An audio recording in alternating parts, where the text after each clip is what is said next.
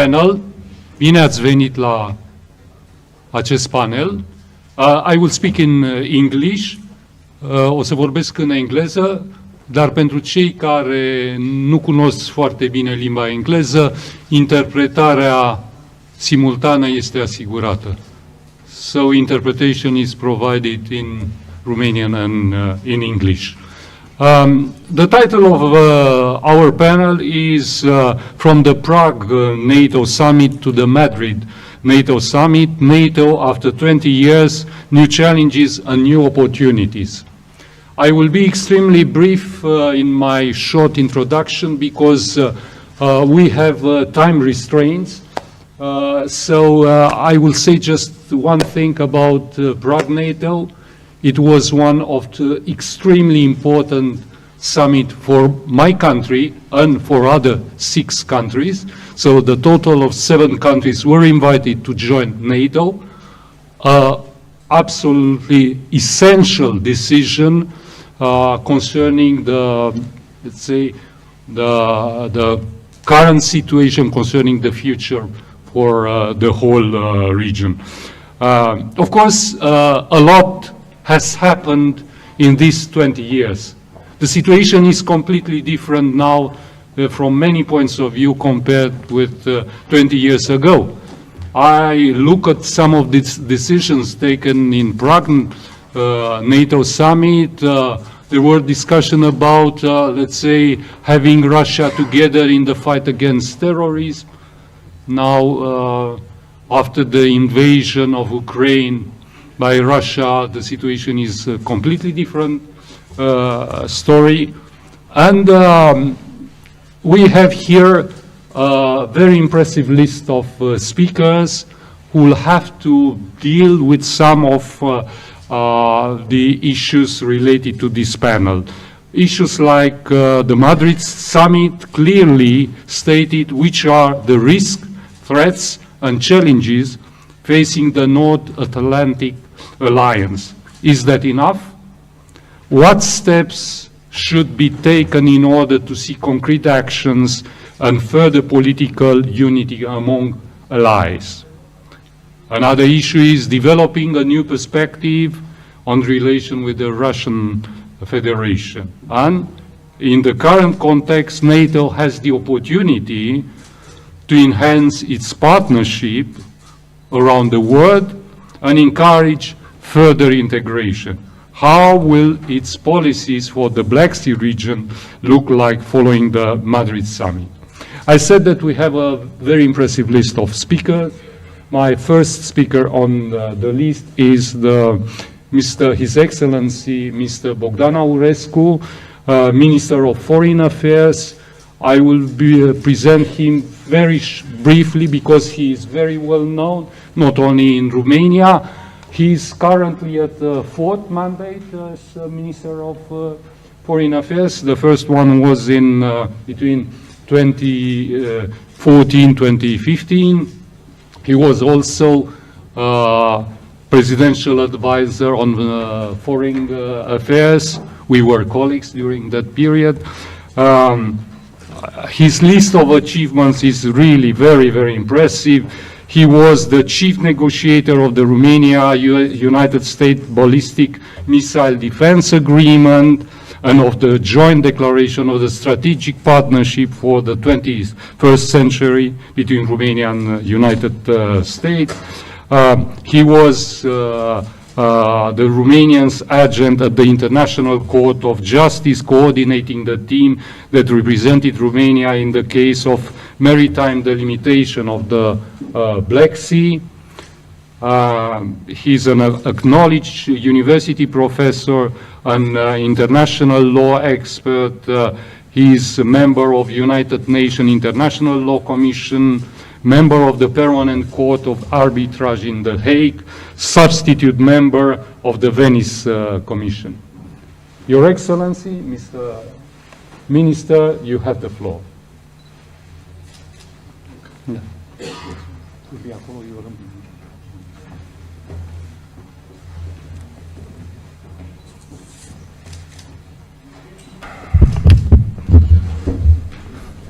Dear Leonard, thank you so much for this presentation. I'm really honored to be here today for this conference, and I'm really honored to be part of such a distinguished panel. Thank you so much for your presence here today in Bucharest, and I would like to express my appreciation for the host, for the New Strategy Center, for organizing this event. The New Strategy Center, everybody knows, it's a well-established think tank and has demonstrated over the years, everybody knows that, its added value in promoting a broader and deeper understanding of the most relevant topics of the international agenda. And again, I'm really honored that the Foreign Ministry of Romania is a partner in organizing this event. It is a distinct pleasure for me to have the opportunity to share with you some views regarding such a relevant and important topic, from the Prague Summit to the NATO Summit in Madrid. So NATO, after 20 years, this is a very complex topic with a lot of implications, taking into account the profound changes in the security environment that we have been facing, and the continuous adaptation of NATO to these changes. It is also a topic of great relevance for my country. As Leonard mentioned, the Prague Summit invited Romania to start the process of becoming a member of the alliance.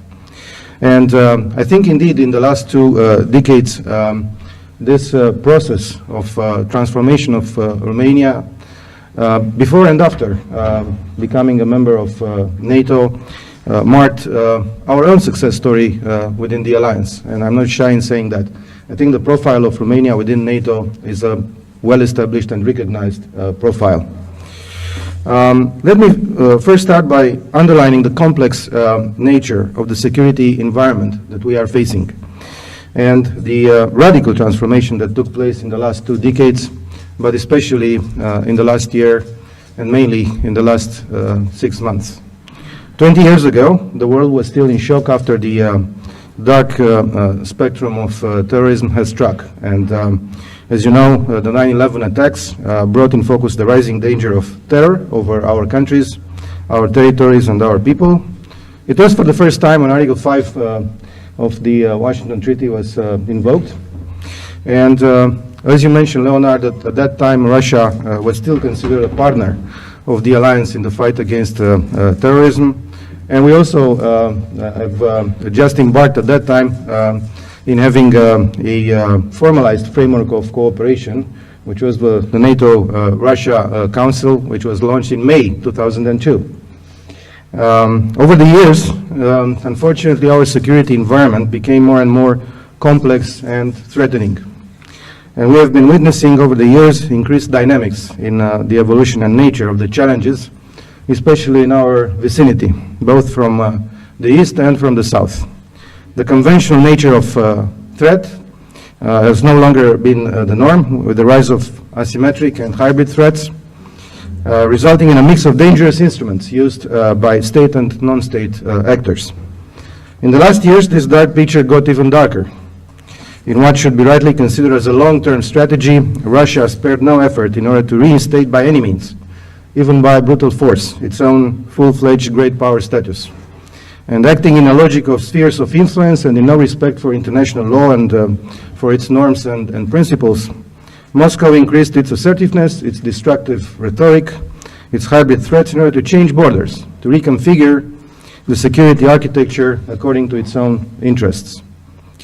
The 2008 war against Georgia and then the illegal annexation of Crimea in 2014 has been a clear evidence of this confrontational behavior. Unfortunately, this year we have witnessed a dramatic negative evolution of this trend. On the 24th of February, Russia decided to attack a peaceful and independent state, bringing for the first time in many years the war back in Europe. And this attack was not just an attack against Ukraine. It was not just an attack against regional security.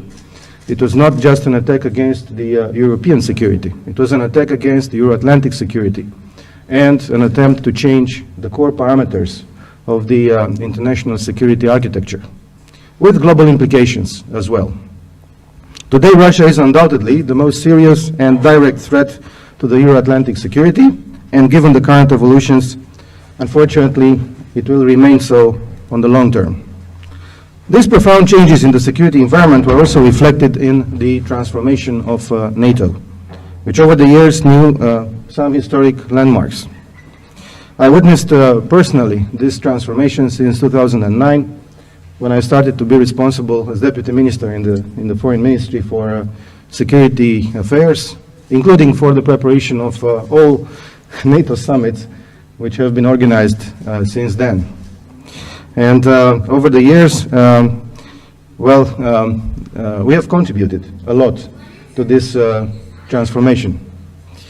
One such moment was definitely the Prague Summit in 2002, when the alliance embarked on a full-scale transformation of NATO for the 21st century.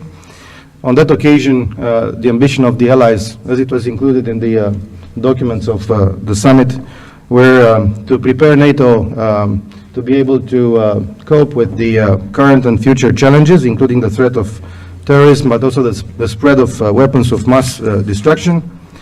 But this transformation process continued over the years, in line with the evolution of the threat, as I already mentioned, ensuring that NATO remains the most successful political military alliance in history. And I do believe that this is the case also today.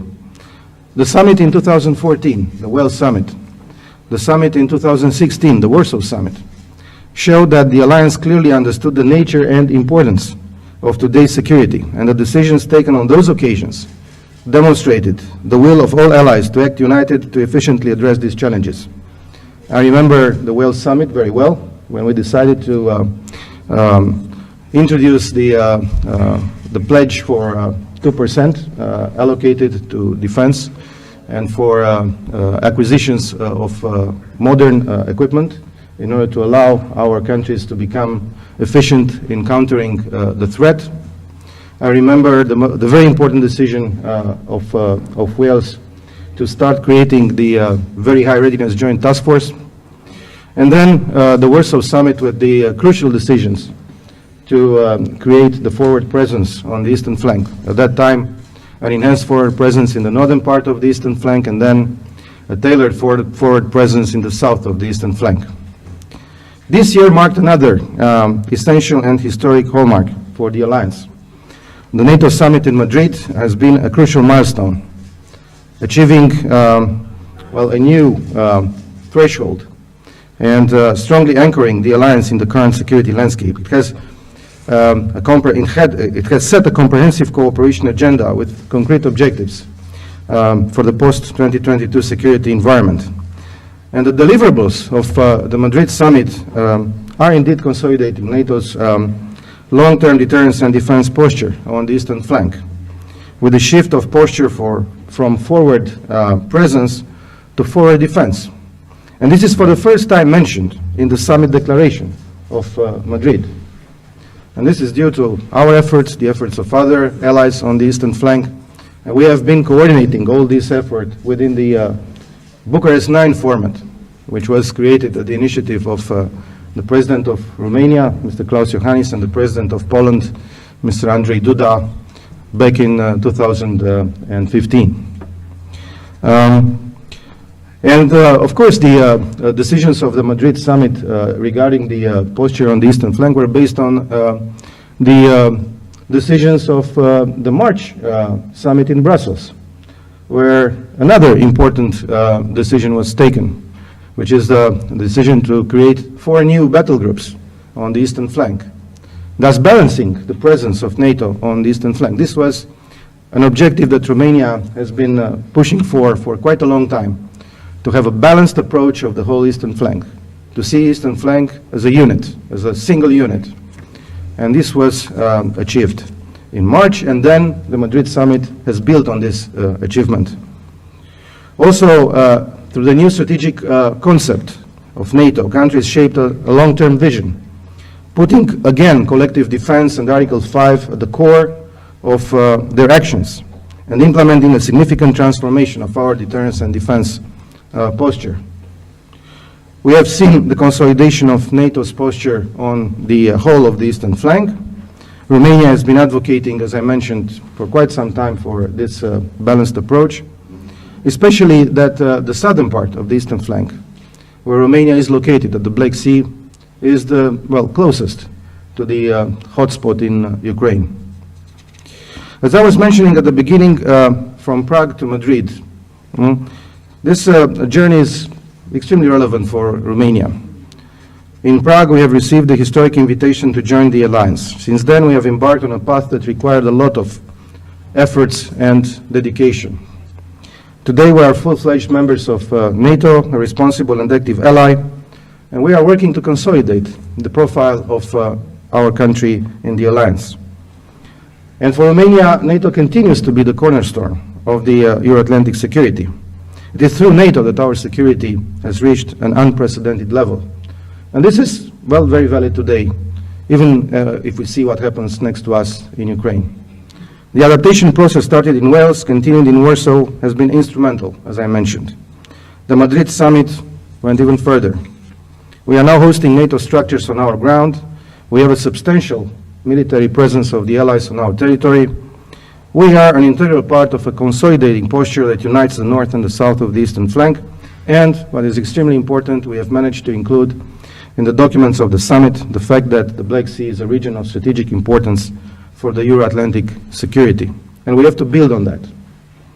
All of these are strategic gains for our country that reconfirm once again the validity of our unwavering Euro-Atlantic path. At a time when there is a tendency to claim the disintegration of liberal values, we chose to remain faithful to our common democratic values, to multilateral instruments, and to international law and like-minded partnerships. In this sense, Romania takes its commitments with utmost seriousness. We are very much aware of the fact that security and defense starts at home. That is why we have decided to increase the defense spending from 2% to 2.5% starting with next year. And we count on allied solidarity, but also we fully contribute to that. At this critical moment for our security, we need to continue to strengthen NATO as a foundation of our collective defense and as an essential forum for transatlantic security consultations and decisions among allies. It is important to continue promoting an approach based on unity and solidarity and on the strength of the transatlantic link. And the transatlantic link is more powerful than ever before.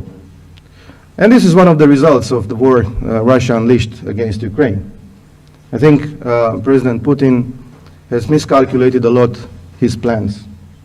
He thought that he would attack Ukraine and occupy Ukraine in a couple of days. But this was not the case. To the contrary, Ukraine is resisting with the help of the international democratic community. And now it's even counterattacking, which is very important. And Putin's soldiers have abandoned their parade uniforms, which were carrying at the beginning of the war.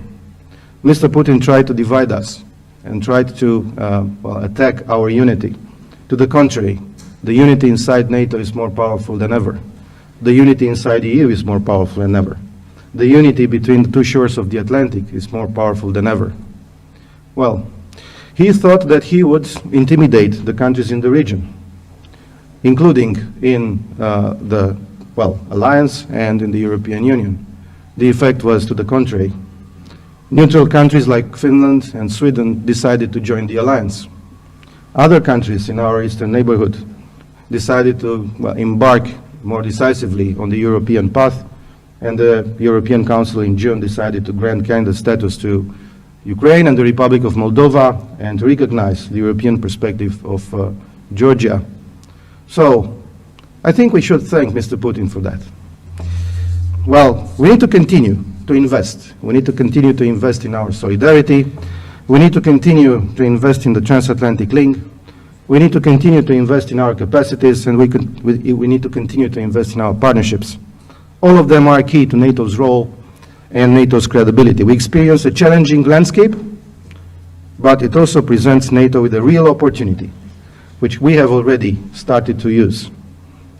And this will give us greater relevance on the international stage. As the security situation stands right now, we see no other option than continuing NATO's effort to consolidate further the deterrence and defense posture on the eastern flank, including in the Black Sea region, and to continue to actively support our partners. And indeed, our partners in the Black Sea region, our partners in the Balkans region are very important for us. Because we have, and NATO has, and the EU has, to continue to support the consolidation of their resilience. Consolidating their resilience means more security for us.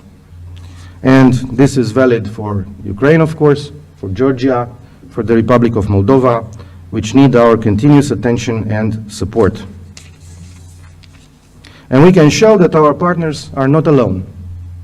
And this is because we are in an era where security is increasingly fluid, and together includes us all.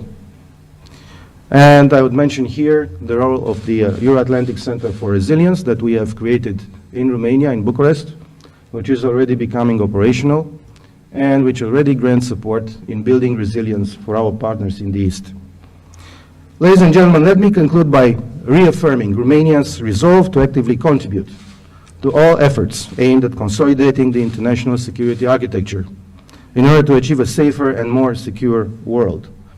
And I think a key role will have in this respect the NATO meeting of the foreign ministers that I will host at the end of November here in Bucharest, and which no doubtedly will take care of the issues related to the implementation of the decisions taken by the NATO summit. This is another recognition, the fact that we are hosting this event, another recognition of Romania's role within the alliance.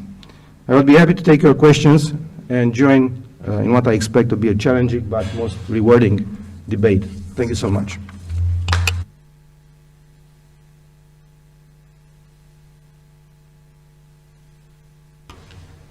Thank you, Mr. Minister, for your very comprehensive speech.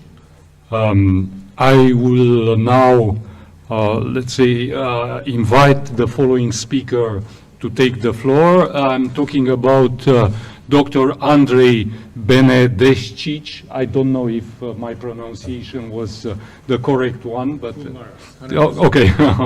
He's State Secretary for National International Security in the office, within the office of the Prime Minister in Slovenia. Our guest is a real expert in security issues. He served as an alternate representative in the United Nations Security Council. He was ambassador in Moscow. He was also a permanent representative on the North Atlantic Council in Brussels. He also was the permanent representative of Slovenia to the United Nations, the OSCE, and other international organizations in Vienna. He chaired the General Working Group of the Wassenaar Arrangement on Exports Control for Conventional Arms and Dual-Use Goods and Technologies, the Open Sky Consultative Commissions, and the OSCE Forum for Security Cooperation. He was also governor of the Republic of Slovenia in the Board of Governors of the International Atomic Agency's special envoy of the Foreign Minister for the Control of Conventional Arms, Chemical and Biological Disarmament and Nuclear Proliferation, and so on and so on. So you have the floor, please. And thank you for your presence here in Bucharest.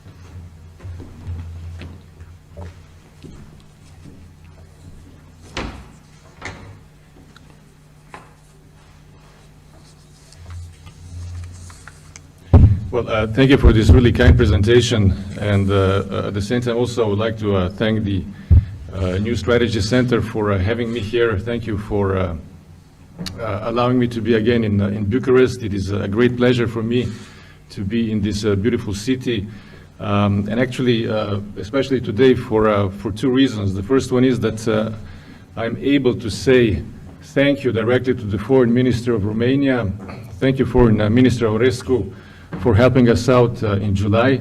In July, Slovenia was faced with wildfires of enormous extent, and the contribution from your side of 2 Spartan planes with special capability for fighting fires was extremely important to us. As they say, a friend in need is a friend indeed, and once again you have shown that you are a true friend and a true ally.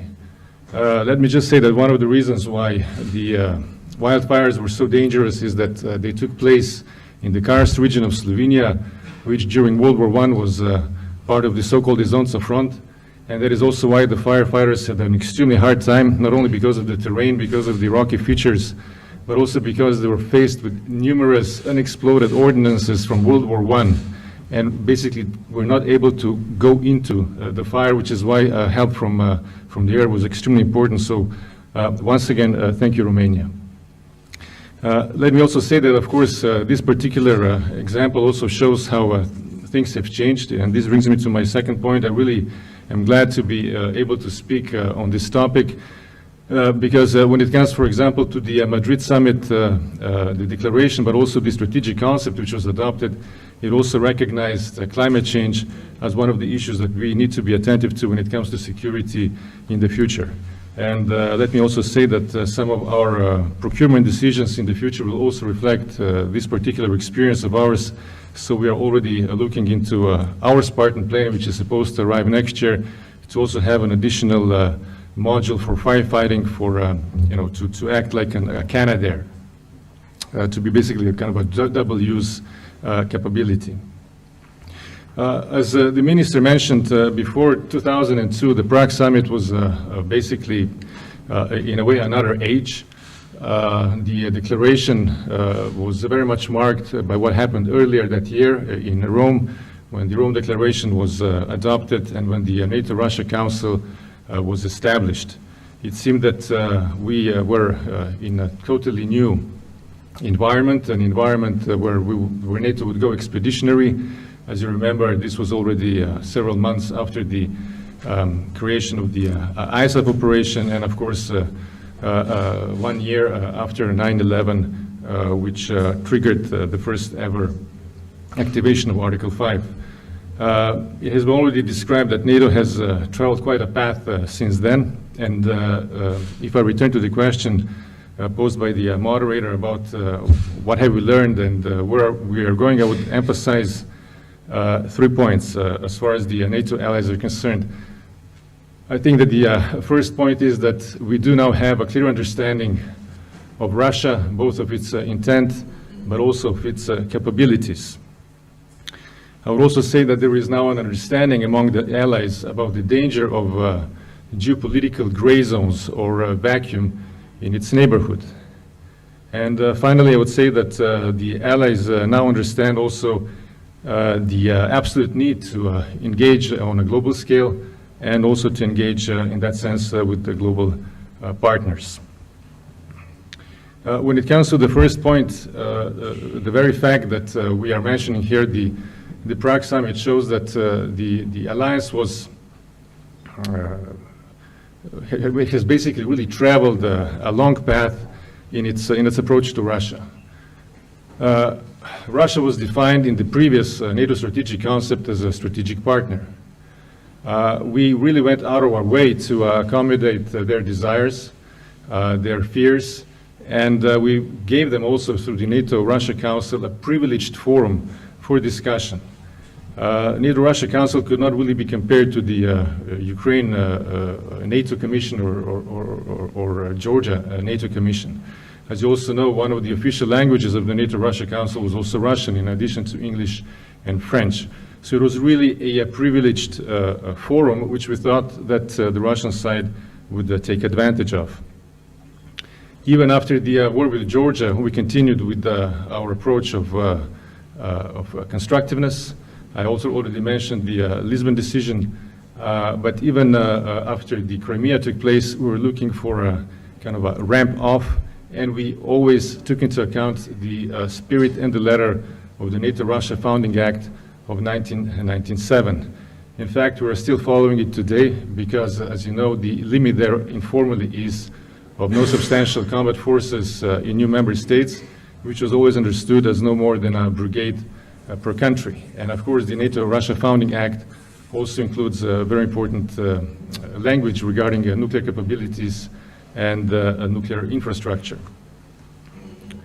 However, today it is clear that Russia is on a path of its own, on a path of exclusivism, on a path of some sort of a Eurasianism, and in that sense, I have to say that I was really struck, especially by the speech of President Putin of February the 21st, which precluded the actual invasion, and which really sounded like a historiographic discussion, like an argument on historiography of Eastern Europe and of also history of Ukraine and of Russia itself. One of the problematic issues of that speech is also that it implied the possibility of changes in borders also wider in Europe. Already at the beginning of the speech, President Putin, for example, implied that the western territory of Poland really belongs to Germany, and so on and so forth. So this is a really problematic approach, and I think that it is clear now to us all that we are dealing with a country that understands force, and that, well, you know, the doors for dialogue remain open. That needs to be taken also at its word, and what has been said by President Putin is, as I said, very problematic indeed. At the same time, we have also traveled a long path when it comes to the understanding of the Russian capabilities, the Russian capacities. One of the surprises of the Georgia war was that the Russian side actually managed to achieve what it achieved. You probably are aware, I see many people in uniform here, the assessment of the performance of the Russian military at the time, which was not exactly stellar. And that then launched on the Russian side the military reforms. And our impression from the Crimea operation in 2014 was that these reforms have been spectacularly successful. As we see now from the performance of the Russian military in Ukraine, we basically overestimated the Russian armed forces. And apparently it is true what they say, that armed forces basically reflect the society. And just as the Russian society, unfortunately, is thoroughly corrupt, so apparently the Russian armed forces are also suffering the result of the systemic corruption and the systemic failures that Russia has encountered in more than the past 2 decades. In that sense, of course, we have to adjust our understanding of the actual military threat that Russia represents. You probably remember that only a couple of years ago we were talking about Sputnik II moment when it comes to Russia.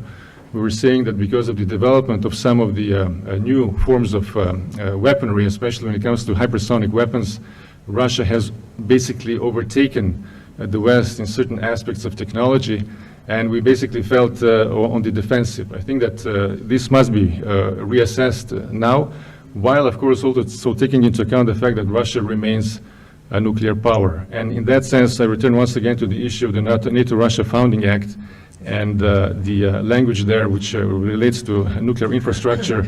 I think that in the future we have to discuss also how to approach this issue, also from the perspective of the well-known Russian escalate to de-escalate nuclear doctrine. So this is one of the challenges for NATO allies in the future.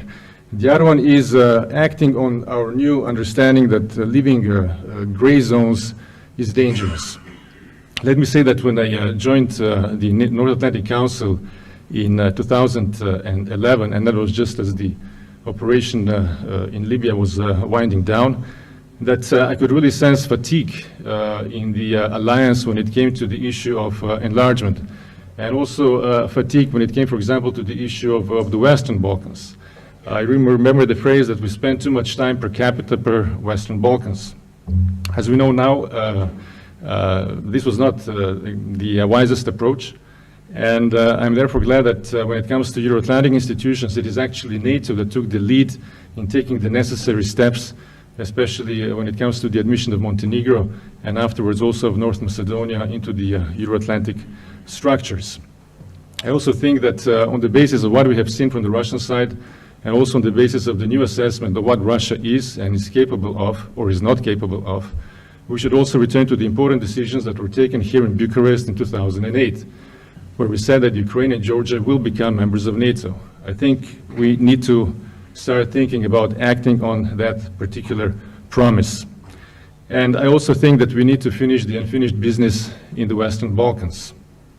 And here I would like to also highlight the fact that, of course, today when we are faced with the Russian threat on a number of fronts, including when it comes to food security and other forms of security, it is important and it does matter how countries in the region approach Russia and their relations with Russia. And in that sense, I would also like to say that I think it is important to have a clear look also at the behavior of some countries in the region, and let me be here quite explicit. Serbia, when it comes to sitting on two chairs with regards to its either European or Euro-Atlantic path and its relations with Russia. And this, of course, also affects NATO, because NATO, as you know, still has its longest running operation in the region. It is called KFOR in Kosovo. And I think that some of the allies should also look again at some of the issues that have been dividing us in the past. I think that some of the statements by Prime Minister of Kosovo, Kurti, in the past weeks and months regarding Kosovo's aspirations should be taken into account and should be looked at also from the perspective of finishing the unfinished business in the region. As far as Slovenia is concerned, let me just say that from the perspective of the EU, we're working really hard that, for example, Bosnia and Herzegovina gets a European perspective by the end of this year. And my third point is an increased awareness of the need to engage globally and the importance of partners. This is actually something that NATO had been working on already soon after the Prague Summit, also because of the engagement in Afghanistan. I still remember the ambitious atmosphere surrounding the NATO Chicago Summit of 2012, when we said that NATO should become the hub of a global security network. And of course, contingent on that ambition was also the idea that it is precisely because of that reason that we need to establish a strategic partnership with Russia so that our back would be covered and that we could then concentrate on a global scale with expeditionary forces that would be capable of fighting in the high north, but also in the tropics, also on the Spratly Islands, as we said. In fact, NATO, and it has to be really acknowledged, had the foresight of already discussing the issue of China in those days. Unfortunately, because of the events that were caused by Russia, because of annexation of Crimea and the restructuring of NATO, some of that attention was then apparently not that much in focus, which is why I'm all the more glad that the new strategic concept actually puts also China right there front and center. And in that sense, of course, the Madrid Summit was also important because of our engagement with some of our Indo-Pacific partners, and also important in the sense, of course, of increasing our membership, especially with Finland and Sweden. But one of the interesting effects of the actions by Russia has been also increased EU-NATO cooperation. Here I would also like to be quite frank. One of the things that shocked me the most when I arrived to Brussels in 2011 was some sort of underlying animosity on one part of the city towards the other part of the city, especially on the EU side towards the NATO side. I have to say I was really surprised. There was also some sort of underlining, even I could call it Amerophobia. And in that sense, the events that followed in 2014 very much corrected this, I would call, aberration. I also attach great importance to the fact that the decisions that were taken at the in Warsaw and in Brussels 2016 and 2018 have paved the way for increased EU-NATO cooperation, which is all the more important in the future. And the future, as you know, is quite unpredictable. Since the Prague Summit, the area of operation of NATO has increased from 3 to 5. We have also included cyber and space. So this just gives you the idea of how much the world has changed. And in that sense, of course, we need not only global partners, but also increased cooperation in the Western world, in the Euro-Atlantic world, which is, as you know, connected by same values and by same ideas of freedom. I think that also in the future we should not forget about other organizations. And here I would like to mention an organization that sometimes does not really get a lot of, shall we say, positive reviews, the OSCE, Organization for Security and Cooperation in Europe.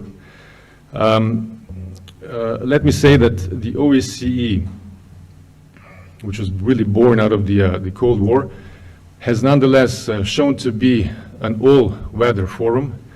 If NATO-Russia Council is a fair weather forum, then the Permanent Council of the OSCE is an all-weather forum. It still is convened, even though the discussions are not necessarily always productive.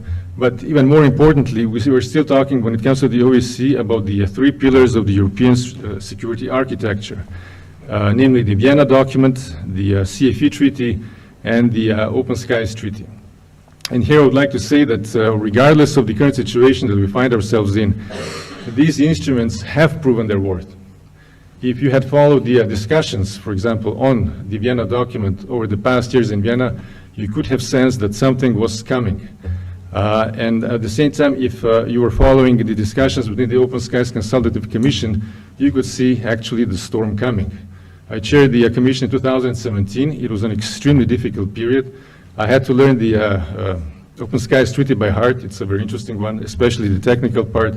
There was a big problem with the distribution of quotas because of Russia. And as you know, the final warning and the really red sign was the Russia leaving the Open Skies Treaty last December. And that is also why, just before the Russian invasion, we were not able to verify independently through the Open Skies system the accumulation of Russian forces on Ukrainian border. So when you're thinking about the future, I think we need to take into account also positive experience with these parts of the European security architecture so that we amplify them and also improve them when starting to construct perhaps a new European security architecture for the future. In conclusion, I would just like to say that I think that it goes beyond doubt that NATO has proven itself in the past 2 decades as a flexible, responsive organization, and as an organization that is really was a really trailblazer when it comes to the issue of European security, especially also in the Western Balkans. Which is why I have to be quite frank with you. When the European Union received the Nobel Peace Prize in 2012, I felt that maybe perhaps it would be even more appropriate if NATO had received it, because also NATO, as an organization, as an alliance, made possible the big success that is the European Union and the European cooperation. And this just leads me, and I'll conclude with that, to the issue of strategic autonomy. Sometimes, as you know, this phrase can be misunderstood. In the past, that is why in the past many people also on the EU side have gone to lengths to explain that strategic autonomy does not affect Euro-Atlantic link and Euro-Atlantic cooperation. And I'm always glad when I hear that. And nonetheless, I have to say that when the strategic concept, the new strategic concept of NATO was being prepared, and we had discussions also with some of the experts from the Eminent Persons Group, I was struck by one of the questions that we received, the Slovenian side, to the fact of, do we agree with the possibility of also having EU coordination at NATO?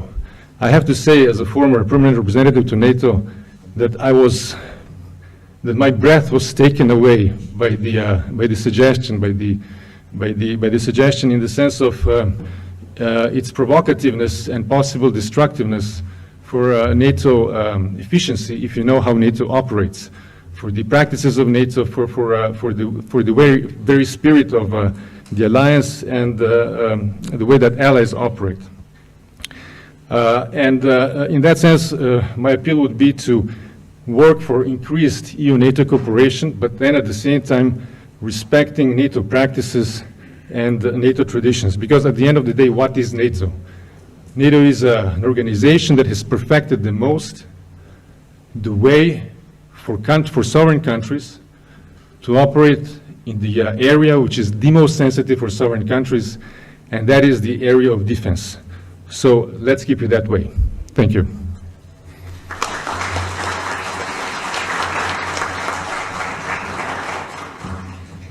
So thank you, Mr. Benedicic, for your very interesting speech. I will invite now the following speakers: Mr. Charles Power, Director of the Cano Royal Institute from Spain. This Cano Royal Institute is a Spain leading international relations think tank. And Mr. Charles Power is also a professor of contemporary history at CEU San Pablo University. Prior to settling in Spain, he was lecturer in history at Corpus Christi College in Oxford, and he published a significant number of books and articles on Spanish history, politics, and foreign policy, with special emphasis on its European dimension. He is a very well-known expert on EU affairs. He was also appointed a companion of the Order of St. Michael and St. George for his services to British-Spanish relations. Mr. Powell, please. Thank you very much. I will speak seated, if that's all right. Good morning, ladies and gentlemen. Your Excellency, it's a great honor and a pleasure to have been asked to address this forum. And it's wonderful to be back in Bucharest, which has become one of my favorite European capitals in the last few years.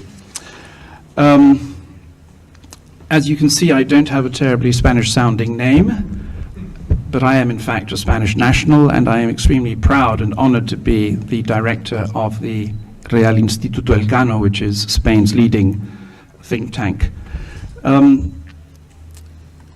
I was also very pleased that Elcano was one of the 4 institutions that co-hosted the Madrid NATO Public Forum back in June, together with the Munich Security Conference, Atlantic Council, and the German Marshall Fund. So the Madrid Summit and the Madrid Strategic Concept will be, I think, part of my personal history now forever. It's interesting looking back how much these last 6 months have changed our lives, have changed Europe, and have changed the world at large.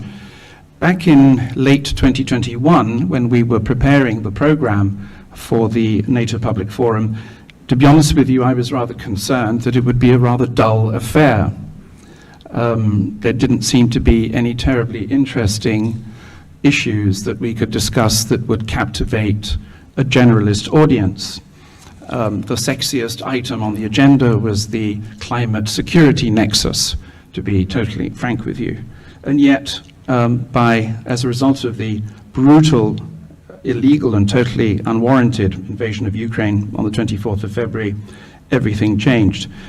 It also changed, interestingly, Spanish perceptions of threat.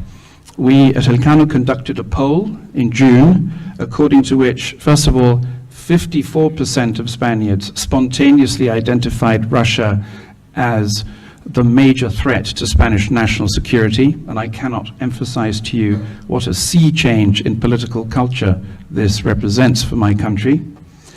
And secondly, 82% of those polled said that they supported Spanish membership of NATO. Again, totally unparalleled. So thank you, Mr. Putin, once again. Now, as a historian, we historians tend to break down history into convenient periods, because this basically gives us a false sense of security. And a great deal has already been said about the last 20 years. But I suppose very briefly, and to summarize, one could say that in the 1990s, NATO dealt with the consequences of the collapse of the Soviet Union, and in particular, of course, the implosion of the former Yugoslavia, with NATO's interventions in Bosnia-Herzegovina in 1995, and then Serbia during the Kosovo War in 1999. One could then say that the next decade was largely spent dealing with the consequences of 9/11 and NATO's commitment to Afghanistan, of course, was really what defined the alliance's objectives during that period. And by the way, I think we mentioned this at last year's forum here in Bucharest. Perhaps we, despite the Ukraine war with its sense of urgency, we need to go back to the lessons learned, I think, about NATO's long involvement in Afghanistan. And finally, the last decade, as we've already seen from previous speakers' interventions, has been dominated by the consequences of Russian revisionism. And it is very interesting and I think important to remind ourselves how deceived we were, how easily deceived we were when Mr. Putin was elected in the year 2000. Initially, a lot of Western leaders, including our former Prime Minister, José María Aznar, believed that Putin was someone one could do business with. Things, of course, began to go wrong, partly as a result of successive enlargements to Central and Eastern Europe. And I'm fascinated by the Bucharest Summit. And since we are in Bucharest, let me just explain why. I think the jury is still out, of course, on who is really responsible for this, but I think we made a massive mistake, a very serious mistake in the Bucharest Summit, in the sense that we agreed that Ukraine and Georgia would become members, but by not giving those countries a membership action plan, we ultimately managed to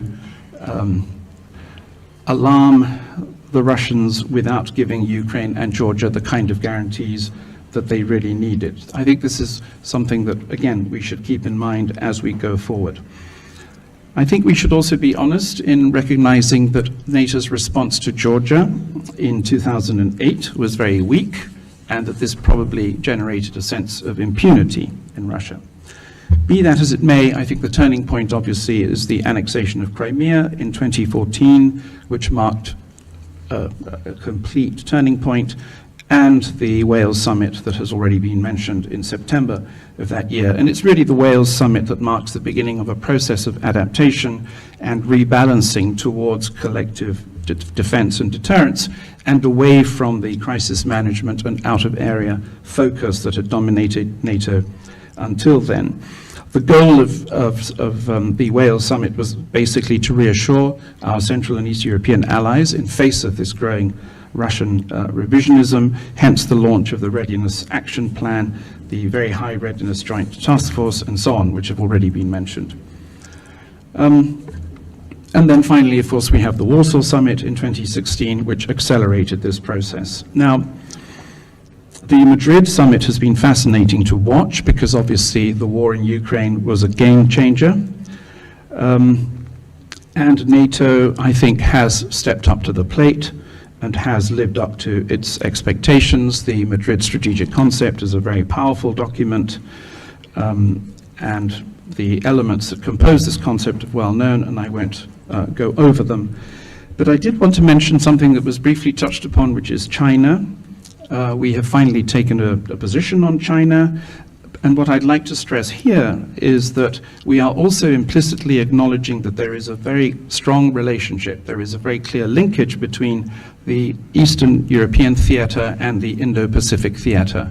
This is more implicit than it is explicit in the Madrid strategic concept, and this raises very interesting questions about the future division of labor between the United States and Europe in these two different theaters. But I think it's very important to raise this. For Spain, of course, winning the war in Ukraine should be our top priority. But as you know, in Spain, there has always been concern that the Ukraine war would lead NATO to turn its back on the southern flank. To some extent, I think that fear, that danger was averted in the Madrid Summit, which is obviously good news, since the Middle East and North Africa region will continue to be unstable and unpredictable in years to come. But, and I have been critical of the Spanish government in the past in this regard, I think the Spanish government and other Southern European governments need to be more specific as to what they believe NATO should and can do in that region, probably very often in close collaboration with the European Union. Our previous speaker raised a very interesting question, which I will raise now, because perhaps we won't have time later on, regarding the impact of the war on strategic autonomy, the European Union's strategic autonomy. Now, to paraphrase the wonderful Mark Twain, I think news of its death has been greatly exaggerated. Admittedly, the war has increased Europe's strategic dependence on the United States. In a sense, you could even argue that the war in Ukraine has strengthened NATO at the expense of the European Union. And I realize that the concept itself, strategic autonomy, I don't particularly like the word autonomy, I prefer strategic responsibility, was already highly contested in countries such as Romania and elsewhere in Central and Eastern Europe. Many people have, I think, mistakenly seen this as a French inspired project which could only weaken NATO and the transatlantic relationship. Inevitably, the war has exacerbated some of these feelings, some of these fears, and some people have gone so far as to claim that Finland and Sweden's application for NATO membership proves that the EU falls far short of its aspirations. I think this criticism is largely unfair, and I'm convinced that some form of strategic autonomy will continue to be on the EU's agenda in years to come. And I will very quickly mention some of the reasons why I believe this to be the case. First of all, paradoxically perhaps, the war has made it painfully clear that we in Europe cannot fend for ourselves without the United States, and it is therefore increasingly clear that we have not been taking our defense and security commitments seriously enough. Germany's U-turn is encouraging, but of course, spending vast amounts of money does not automatically guarantee a real change. Political will and social support for the use of these new military capacities will also be required. The second reason is that the United States, as we all know, will increasingly focus its attention on the Indo-Pacific theater and will therefore expect the European Union to act in its neighborhood in non-Article 5 scenarios. Thirdly, there is, I think, a justified fear that the occupant of the White House after the 2024 presidential elections may not be terribly well disposed towards the alliance, in which case we have reason to be concerned.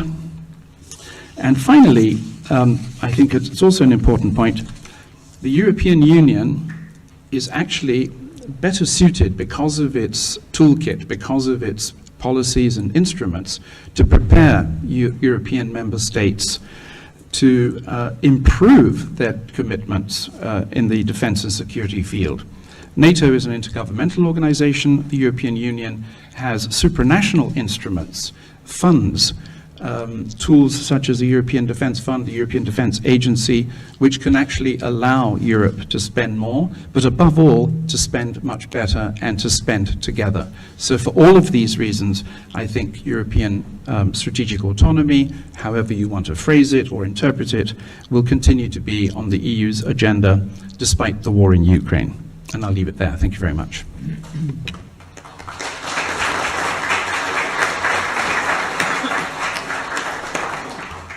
Thank you, Mr. Powell. I would like to tell you that I fully share what you said about the EU strategic autonomy. This will not disappear on the EU agenda, on the contrary. And this is my firm belief, that this will also help for the strengthening of NATO. Okay, but there are different views about this aspect. The last speaker on our list is Mr. Bruno Tertre, Deputy Director, Fondation pour la Recherche Stratégique, France. His expertise is international relations and geopolitics, conflicts, United States strategy, transatlantic relations, security in the Middle East, security in Asia, nuclear proliferation, military strategy, and so on and so on. He was senior research fellow in the Foundation for Strategic Research. He was also member of the International Institute for Strategic Studies, member of the editorial board, the Washington Quarterly, member of the editorial board, Strategic and Military Affairs, and so on and so on. He has such a long list of publications, of books and studies. I was really impressed when I saw in the CV the very, very long list. Member of White Paper Commission on Defense and National Security, member White Paper Commission on Foreign and European Policy, Vauban Prize, member White Paper Commission on Defense and National Security, Brienne Prize, George Erhans Prize. So, Mr. Tertre, you have the floor. Vous avez la parole. Merci. Merci beaucoup. I was about to tell you to stop. It was becoming embarrassing. Thank you very much. It's actually a real pleasure to be back in Bucharest. This is actually where I did my very first professional trip in 1991.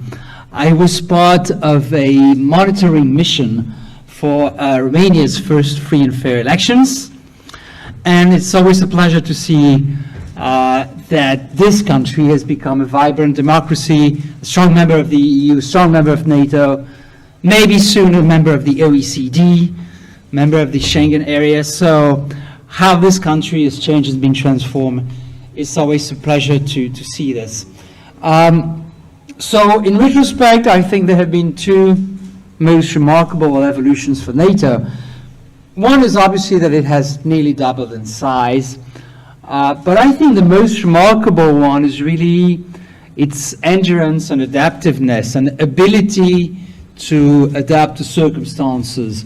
And not only is NATO the most durable and strongest and biggest military alliance in the contemporary history, but it has also had this ability to go from collective defense to crisis management and now back to collective defense.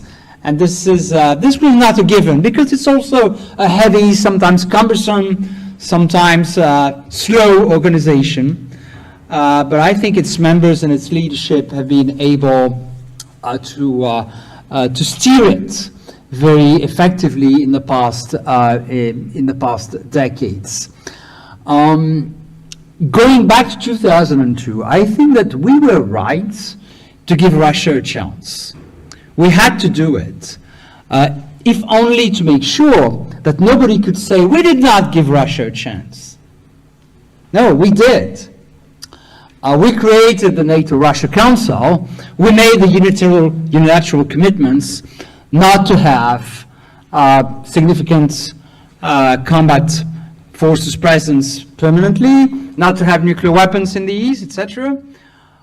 We made sure that Russia had a chance to see that our missile defense plans, the US and NATO ones, were not directed at Russia. So we gave Russia a chance. And again, we should not regret it, because that's the only way we can say now, it's not us, it's you.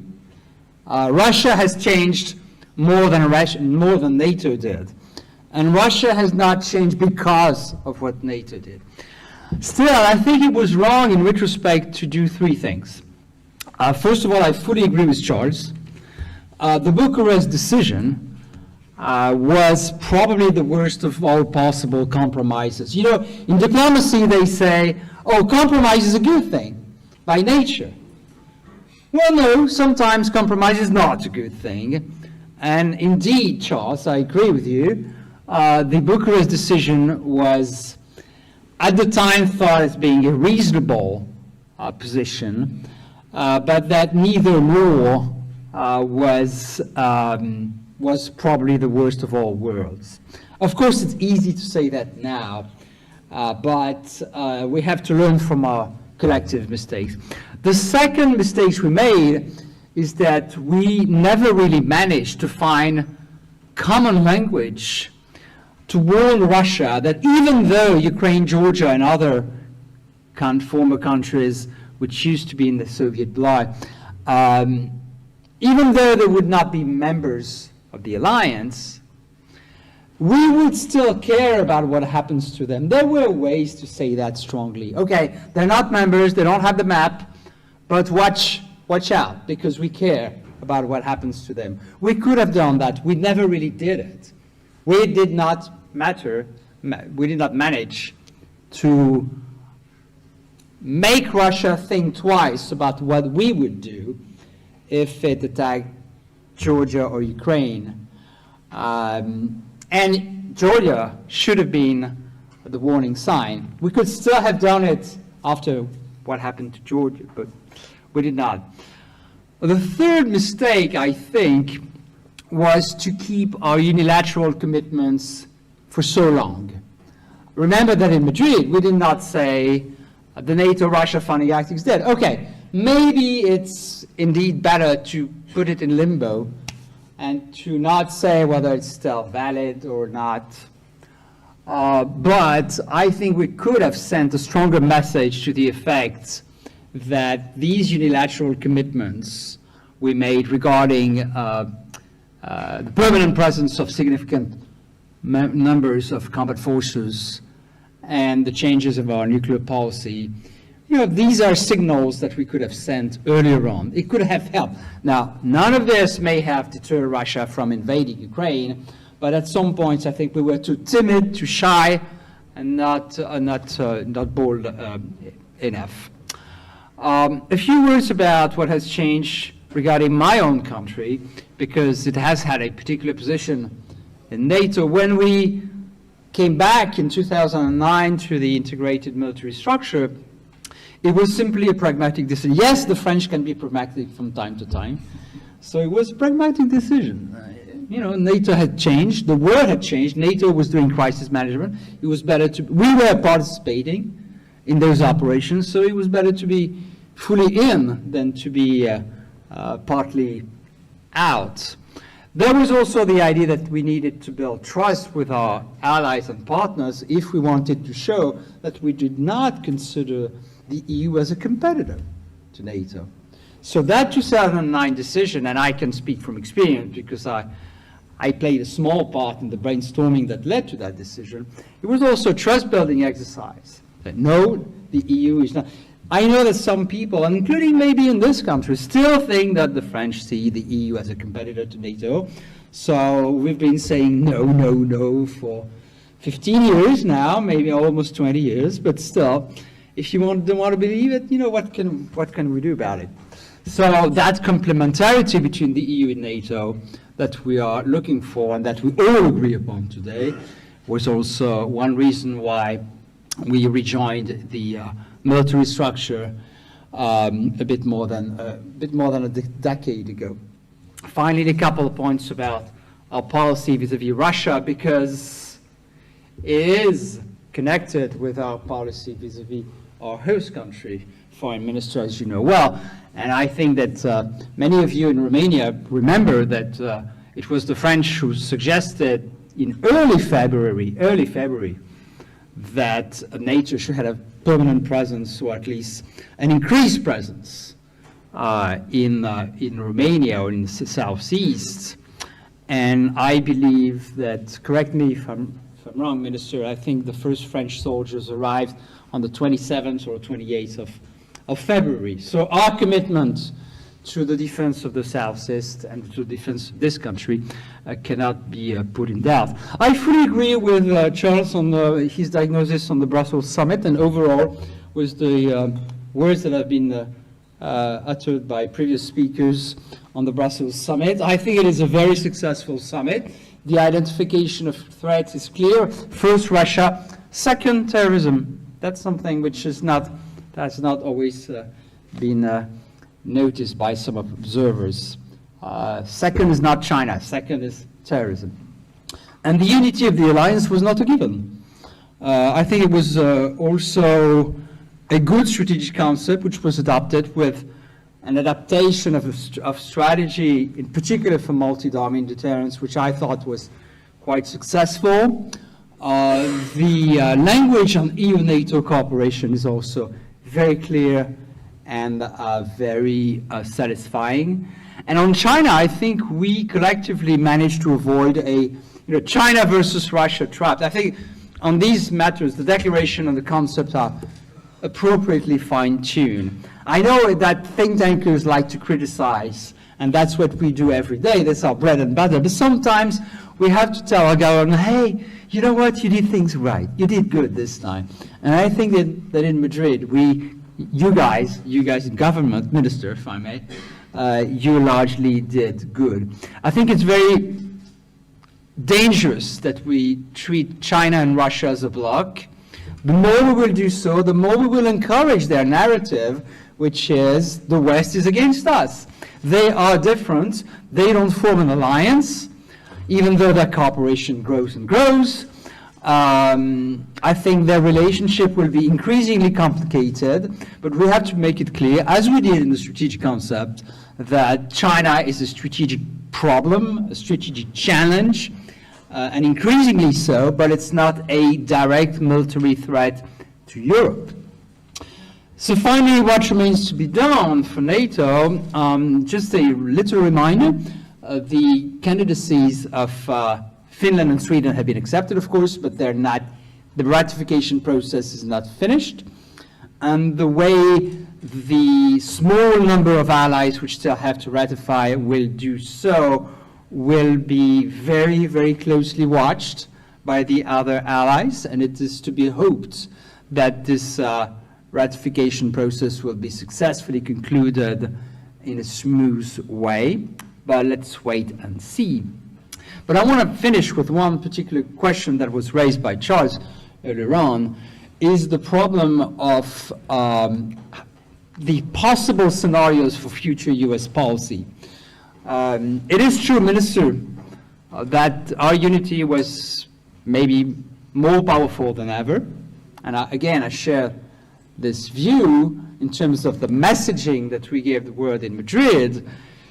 At the same time, we don't know what a US president, a Trump-like or DeSantis-like president would act vis-a-vis NATO. Recall that we now know that Trump was actually getting ready to withdraw from NATO.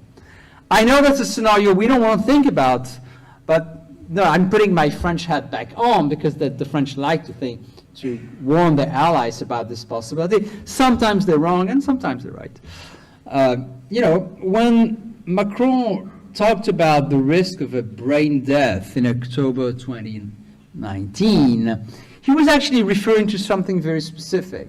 He did not say NATO is brain dead. He was referring to the fact that the solidarity among allies between the US, Turkey, and France in Syria was not worthy of what an alliance should be. He was referring to what he thought was a breach of trust between the US, France, and Turkey in Syria. He said, by the way, also, that everybody forgot about it, that the military organization was doing fine. So, you know, even though his words were blunt, maybe too blunt, he was not referring to the death of NATO per se. But remember that it may take only one tweet to break the Atlantic Alliance. I used to have these discussions with my Polish, Baltic, and other friends during the Trump presidency. They were telling me, yes, but look at, you know, as General Mattis used to say, don't listen to what he says, look what we do, our presence, physical presence. Yeah, I know, I understand that. But deterrence, including deterrence of Russia, is based on perceptions. And a US president who decides to significantly alter that perception would severely weaken deterrence of Russia, whatever the number of US troops on the continent. Therefore, and I will leave it at that, yes, the Europeans need to continue to enhance their defense efforts because it's a win-win. It's a win-win proposal. It's good for NATO, it's good for Europe, it's good for the transatlantic relationship, and it also helps us prepare for the hypothetical and very unfortunate scenario in which the next strategic surprise would not come from Moscow, but from Washington.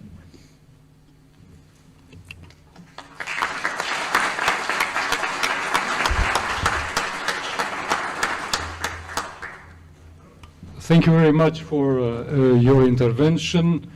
Now we are running out of time. Okay, so I had prepared some questions to the speakers, but I will not ask them.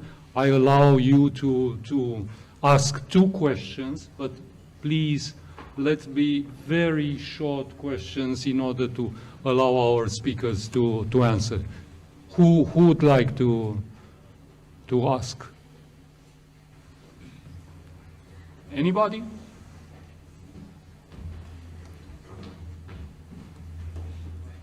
No? Please, sir.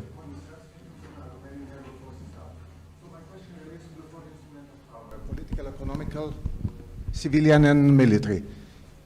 If decision is taken for military instrument of power to be used, for us it's clear. Our objective would be fight the war. Can you? Yes. So our objective would be fight the war and win the war.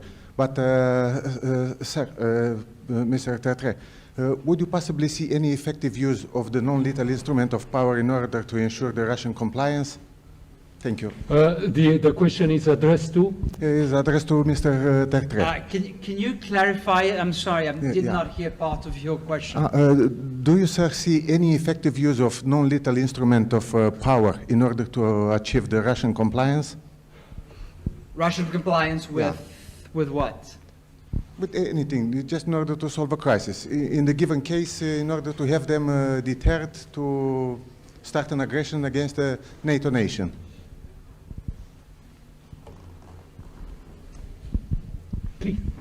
Yes, well, thank you for that question. I think most of what we do to prevent further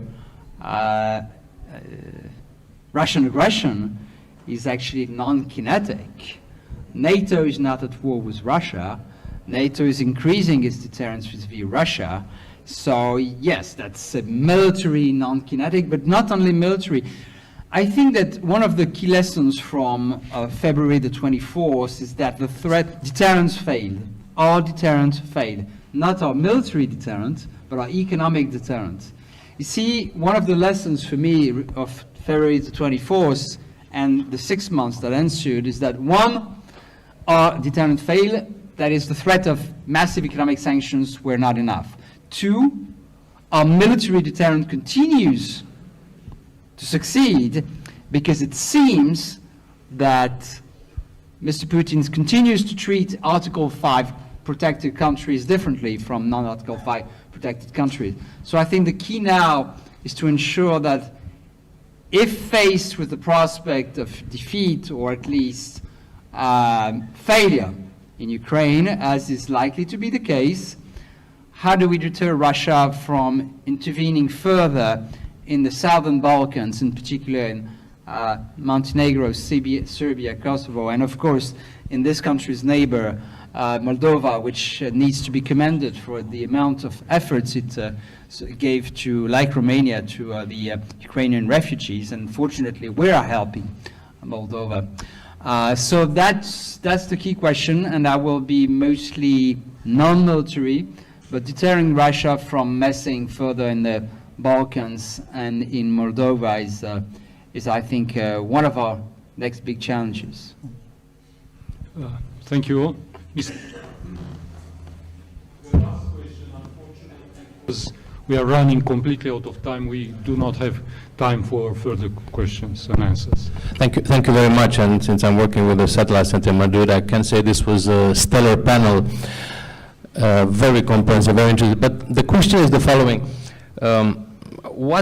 And it's addressed to all, what is concerning you most when you look into the future? Is it the economic crisis, the price of energy? Is it the potential lack of resilience of public opinion? Is it elections in some of the NATO countries or EU countries, US or others? And what's to be done about it? Who would like to answer? Mr. Aurescu, will you start? Bogdan. I would be very, reserved in saying what is concerning for the future, because I don't want to create waves of concern in the public opinion or to, I don't know, have an impact on the stock market. What is important for us, for instance, in the near future is, on one hand, to continue to support Ukraine. And as far as Romania is concerned, we will do that. There is no place for the so-called fatigue, which is mentioned, well, quite a lot these days, but there is no place for fatigue. As far as Romania is concerned, we will continue to support Ukraine on all dimensions. Second, it is important to continue the pressure on Russia, to isolate Russia, to continue. All these instruments are valid. Sanctions, isolation in international organizations, the path of well, ensuring that impunity is not ensured for the perpetrators of crimes against humanity, war crimes, aggression, and so on.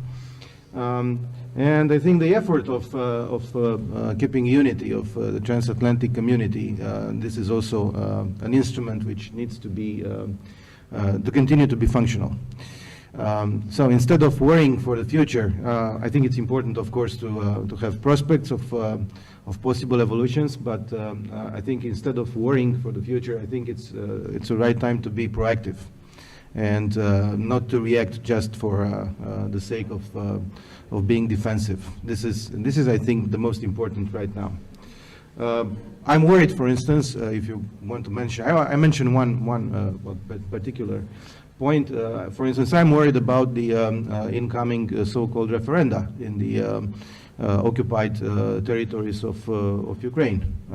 And I have mentioned that during the Gimnich meeting in Prague the day before yesterday.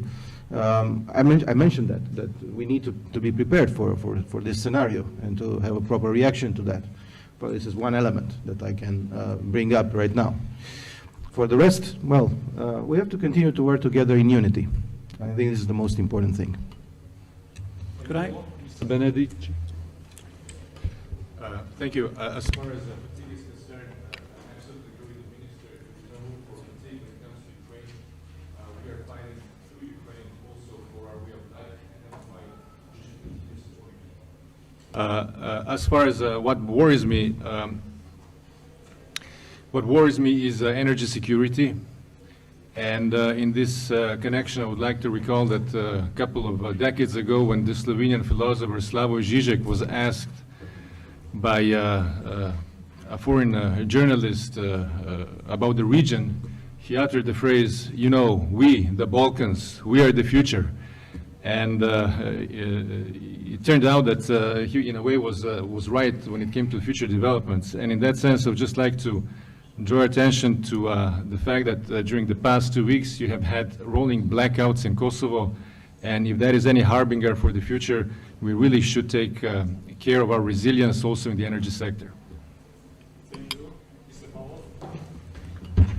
That's a great question. At an abstract level, of course, we're all worried about the future of democracy, the social cohesion of our Western societies, and so on. But since this is a Black Sea and Western and Balkans forum, I'm worried that we are losing the Western Balkans.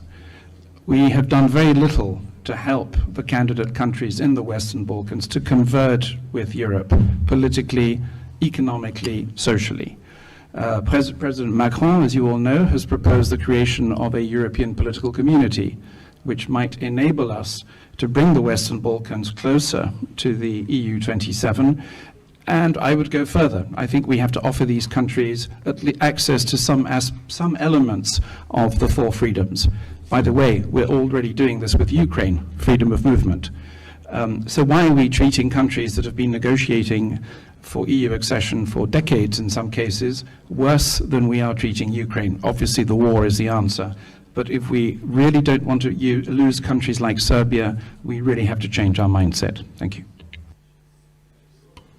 If the question is, what worries me the most, and I need to answer in one sentence, I would say the corrosion and weakening of our collective ability to resist to strategic shocks coming from outside due to the rise of disinformation, populist forces supported by non-Western major powers. That is, the weakening of our ability to sustain and manage crisis. We Western democracies are more resilient and resistant and better than sometimes we think we are. But there is a poison now